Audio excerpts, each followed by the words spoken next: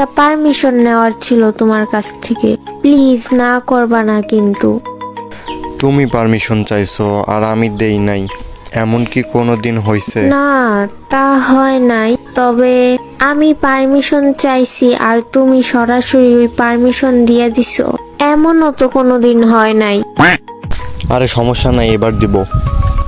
তুমি নিশ্চিন্তে বলো কিসের পারমিশন লাগবে তোমার? প্লিজ না করবা না কিন্তু। আচ্ছা বলো। আসলে 2 দিন পর আমার একটা ফ্রেন্ডের বিয়ে। তো যাবা, এটার জন্য আবার পারমিশন নেওয়া লাগে?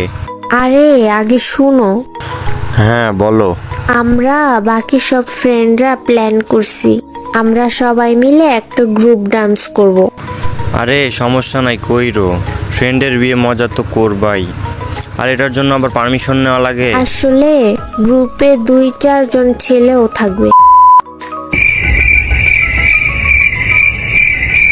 ও আচ্ছা। তুমি কিন্তু না করতে পারবা না। আরে আমি না করব কেন, কইরো, সমস্যা নাই। Thank you baby. আর বড় কথা হলো, আল্লাহ তো জাহান্নাম এমনি এমনি বানায় নাই, কারো না কারো তো যাওয়া লাগবেই। আর ওইখানে না হয় তুমি গেলা। সরাসরি বারণ করতে পারোস না, এত ঘুরাইয়া বলার কি আছে?